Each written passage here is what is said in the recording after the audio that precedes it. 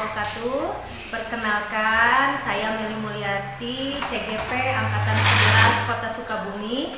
Dalam hal ini akan melaksanakan percakapan pra-observasi dalam rangka supervisi akademik. Perkenalkan, ini rekan saya Ibu Tiara. Selamat siang Bu Tiara.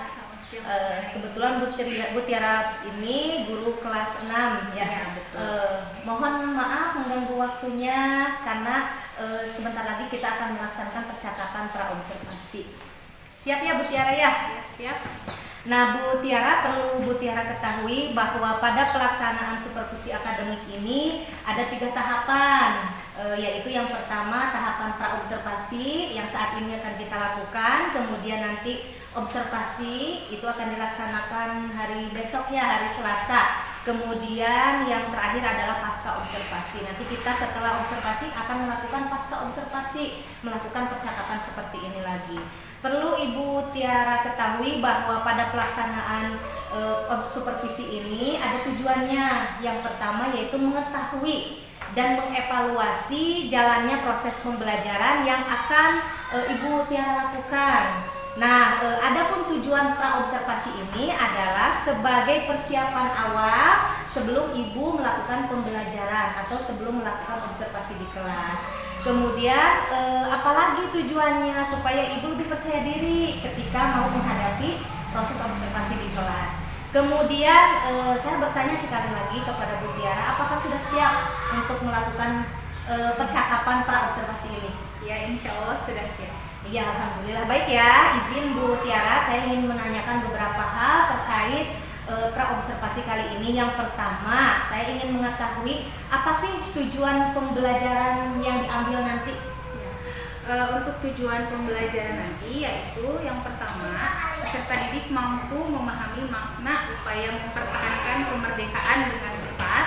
Ya. Lalu peserta didik mampu menjelaskan upaya-upaya apa saja dalam mempertahankan kemerdekaan melalui pertempuran dengan sistematis. Oke, seperti itu Bu Meli untuk tujuan pembelajarannya. Itu untuk tujuan pembelajaran ya. Kita lanjut ke pertanyaan yang kedua.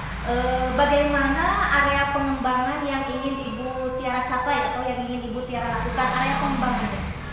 Mungkin untuk area pengembangan yang kognitifnya, siswa mampu menjelaskan secara sistematis tadi makna upaya-upaya untuk mempertahankan kemerdekaan. Dan untuk area keterampilannya, mungkin siswa dapat mempresentasikan upaya-upaya tentang cara mempertahankan kemerdekaan. Terima kasih Bu Tiara. Kita lanjut ke pertanyaan selanjutnya. Bagaimana rancangan pembelajaran yang akan dilakukan?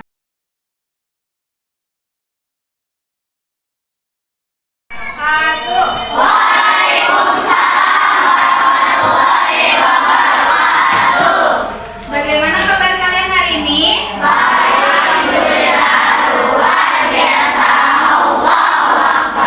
Alhamdulillahirrahmanirrahim. Hari ini kita datang ke sekolah dalam keadaan sehat semuanya ya. Sudah sarapan belum? Sudah. Ada yang belum? Hah?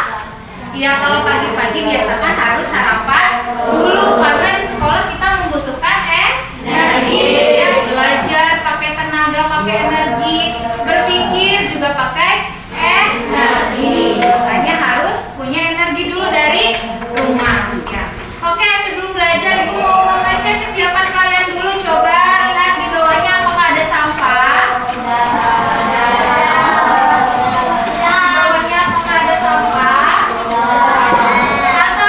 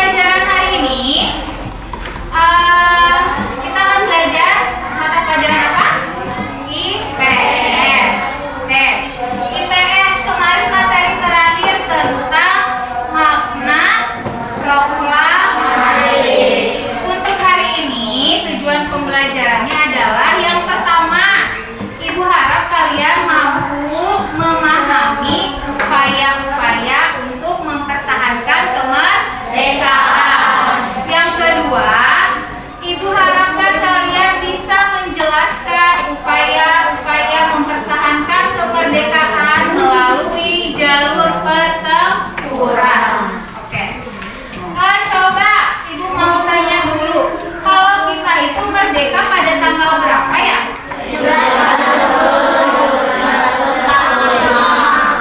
17 Agustus 1945. Sebelum merdeka kita dijajah oleh siapa? Coba yang berani tunjuk tangan. Dijajah oleh siapa? Ya, Faiz. Belanda dan Jepang. Pinter. Dijajah oleh Belanda dan Jepang. Oleh Belanda berapa tahun? 350 tahun. Oleh Jepang 3,5 tahun. Nah, coba dilihat. Ini ada gambar siapa? Gambar Insinyur Soekarno. Siapakah Insinyur Soekarno?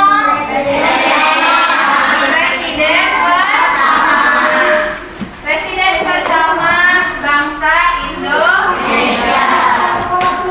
Kalau ini, nah, ini gambar apa nih? Ini siapa?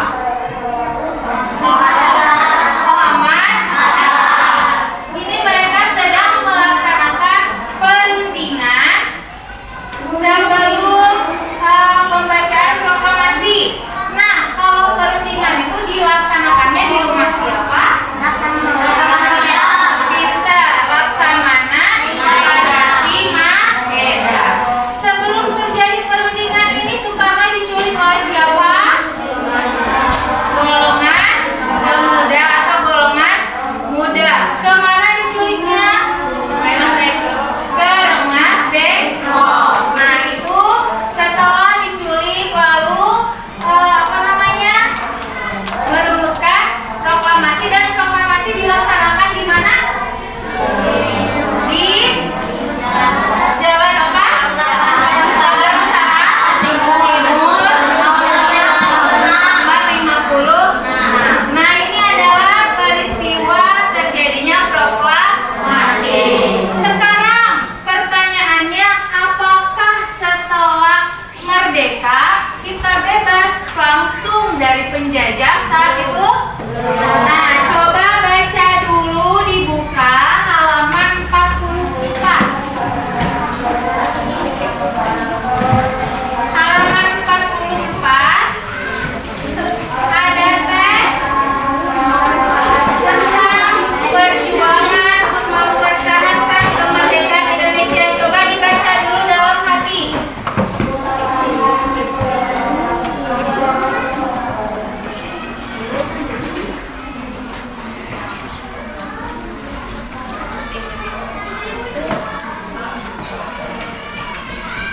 Ini berdua aja.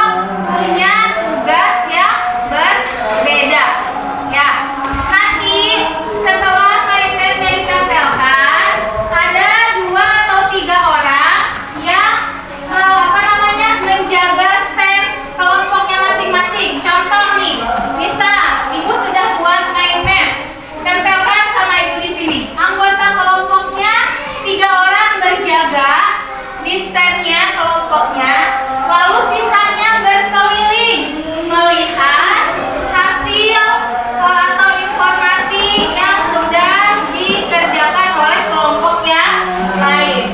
Sambil berkeliling kalian mengisi pertanyaan ini. Ya, misal kapan dan di mana terjadinya agresi militer 1 Belanda.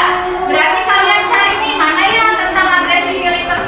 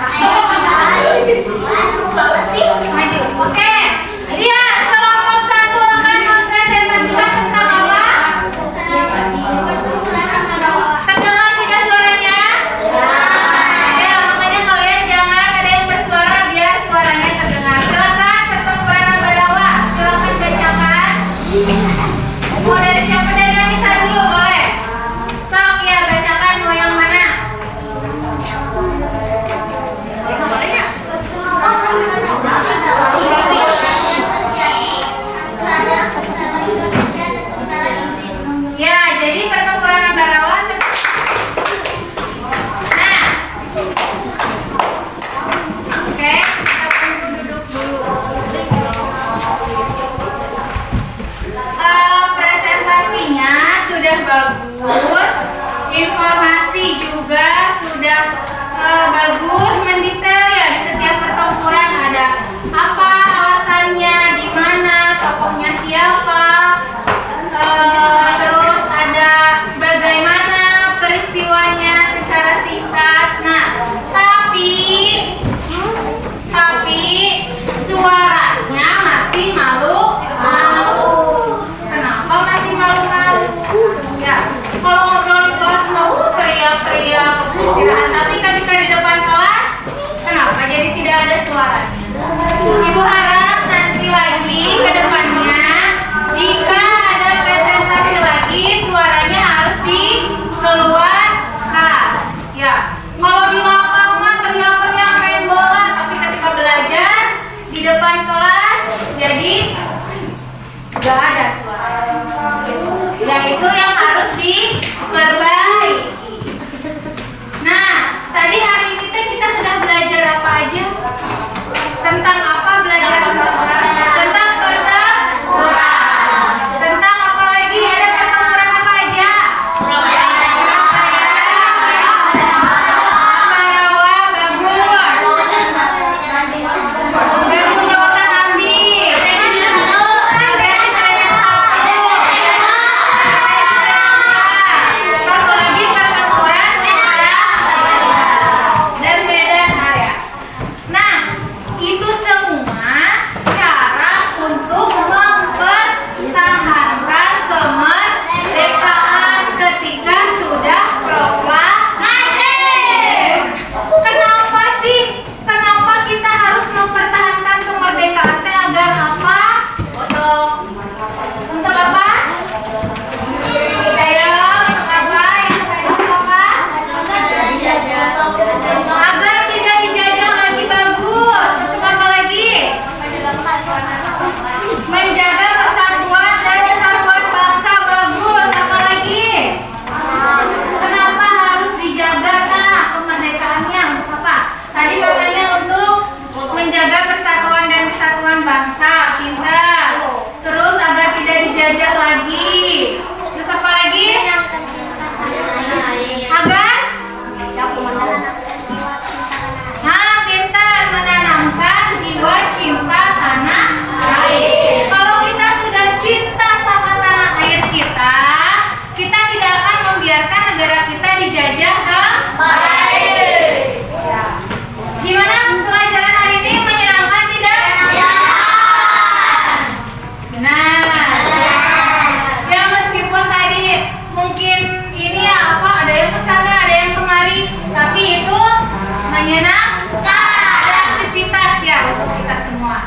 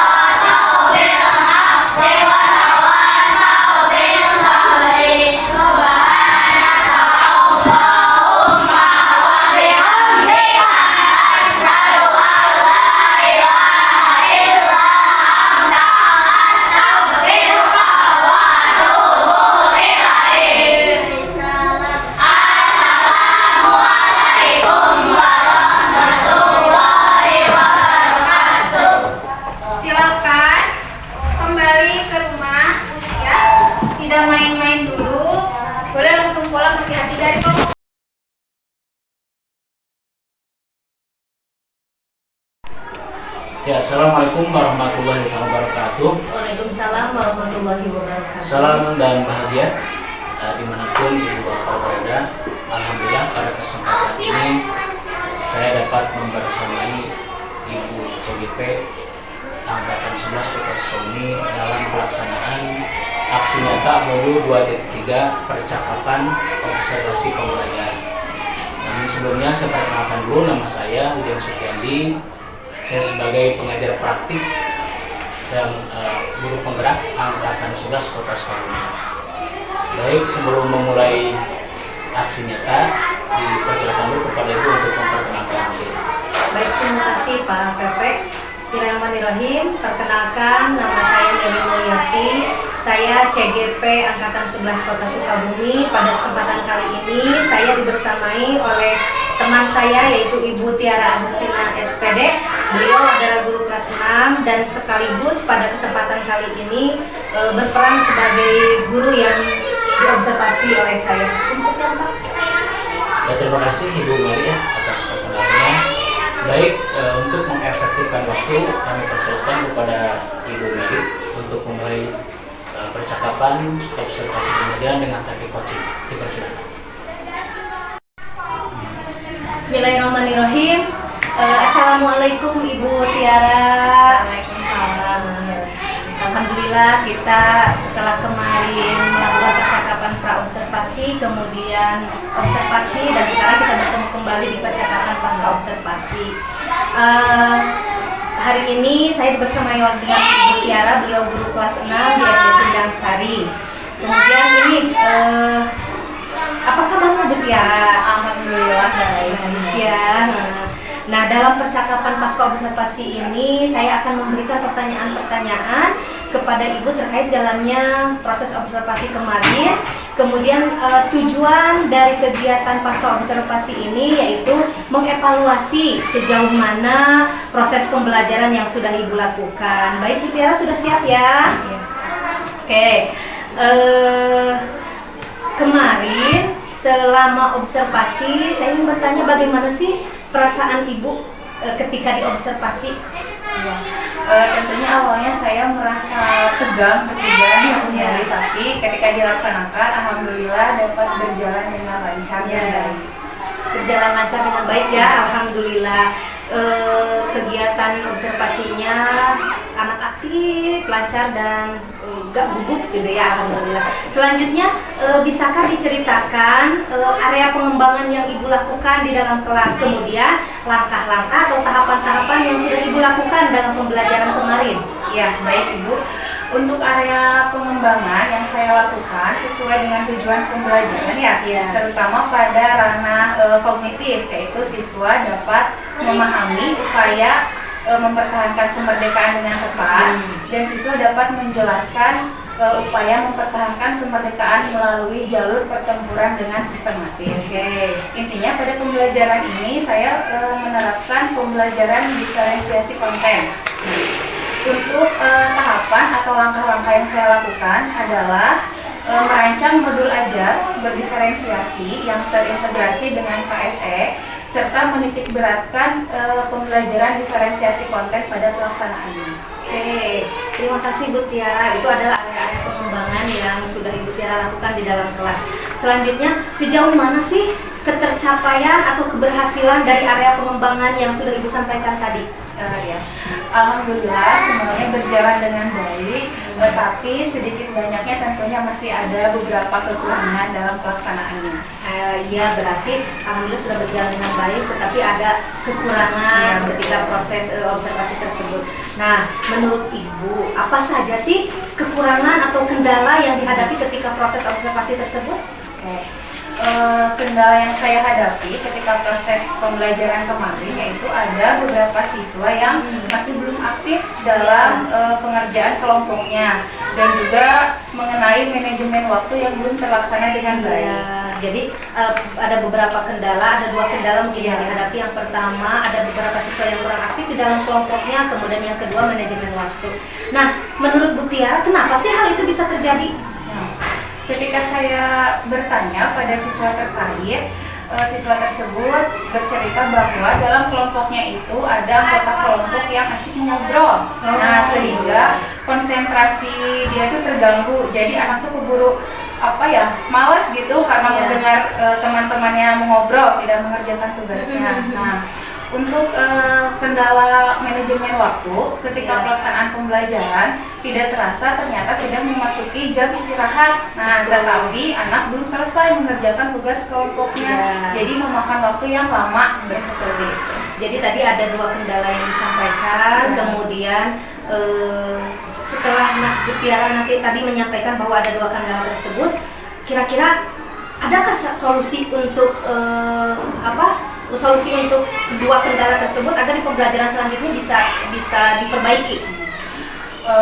Mungkin dari saya untuk solusinya, saya akan memanggil siswa tersebut tentunya di luar jam pembelajaran dan menjelaskan pentingnya disiplin dan keaktifan kelas.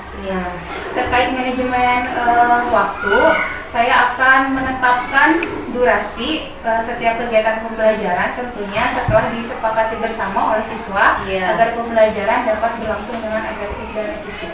Oke, jadi ada dua solusi di sana. Ketika kita mempunyai dua permasalahan, otomatis ada dua solusi yang akan Bu Tiara nanti diterapkan di pembelajaran berikutnya. Nah, kemudian Ibu, pertanyaan selanjutnya Bu ya. Nah, ketika Ibu tadi sudah memaparkan bahwa solusinya seperti itu, izinkan saya untuk menyampaikan catatan-catatan ketika Ibu Tiara diobservasi oleh saya ya.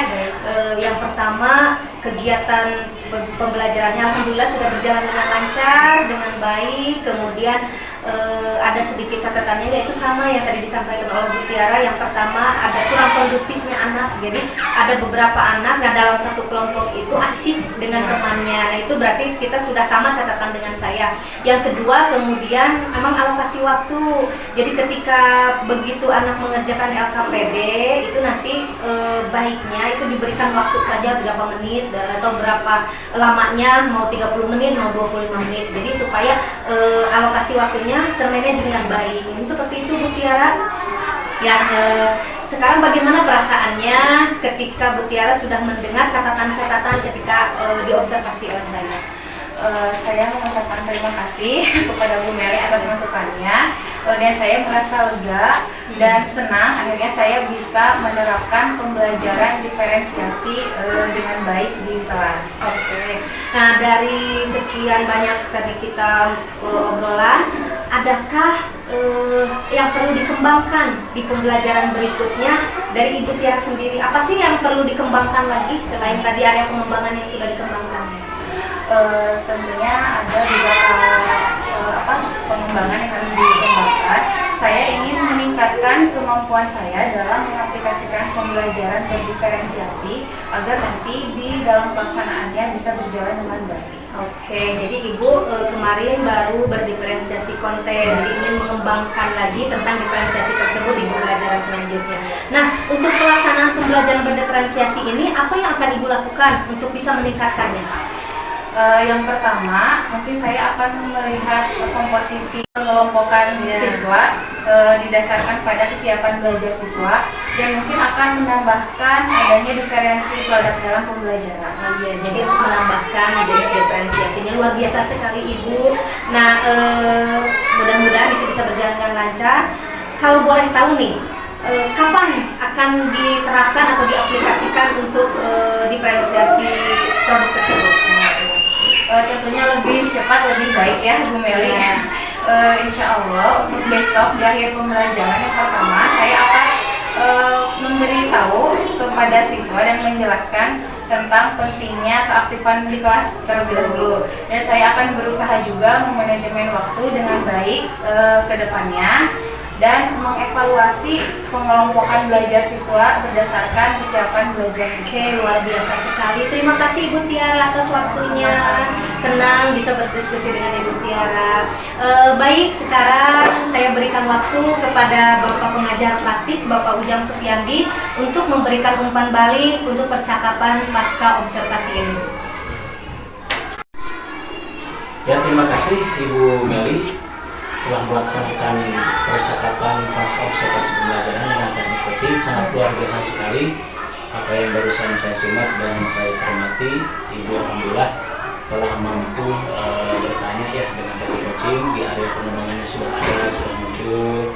Kemudian prinsip-prinsip coaching juga Bu ya, ada 3 kan Bu. Yang pertama ada kemitraan, Ibu telah dapat mensejajarkan Bu ya, Ibu Tiara menjadi mitra Ibu ya, kemitraan. Kemudian proses kreatif juga sudah muncul, Ibu telah mengungkapkan atau mengungkapkan pertanyaan-pertanyaan yang kreatif ya, sehingga dapat menggali potensi Ibu Tiara, kemudian memaksimalkan potensi juga.